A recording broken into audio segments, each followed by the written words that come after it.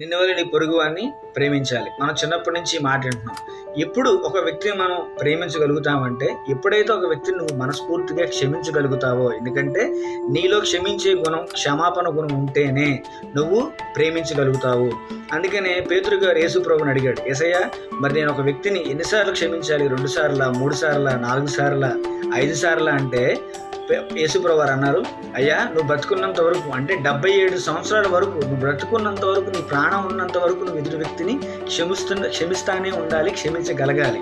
అందుకనే బైబిల్లో ఒక ఎగ్జాంపుల్ ఏముందంటే, ఒక యజమానుడికి ఒక వ్యక్తి 30 నుంచి 50 లక్షలు అప్పు ఉన్నాడు.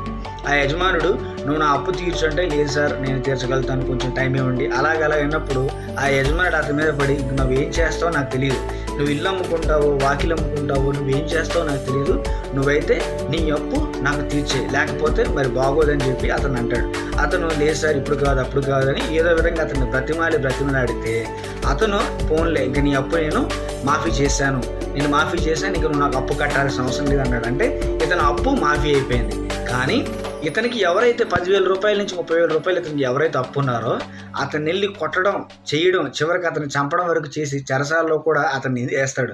అంటే నువ్వు క్షమించబడ్డావు, కానీ నువ్వు నీ విషయానికి వచ్చేస్తే వేరే వాడిని నువ్వు క్షమించలేదు. అందుకని అంటే ఇక్కడ ఏం అర్థం చేసుకోవాలంటే, నువ్వు క్షమించబడ్డావు కానీ నువ్వు క్షమించలేదు, నీలో క్షమాపణ గుణం లేదు. అందుకని యేసుప్రభువు ఏమన్నాడంటే, నీలో క్షమాపణ గుణం, నీలో క్షమించే గుణం లేదు కాబట్టి నువ్వు ప్రేమించలేవు కాబట్టి నువ్వు నరకానికి వెళ్ళిపోతావు. అంటే మనలో దేవుడు ఉన్నాడు అంటే మనలో ప్రేమ ఉన్నట్టు. మనలో ప్రేమ ఉందని నువ్వు ఎప్పుడు చెప్పగలుగుతావు? నువ్వు క్షమించే గుణం. అంటే నువ్వు క్షమిస్తేనే నీలో ప్రేమ ఉంటుంది, నీలో ప్రేమ ఉంటేనే నువ్వు దేవుడి రాజ్యానికి వెళ్తావు.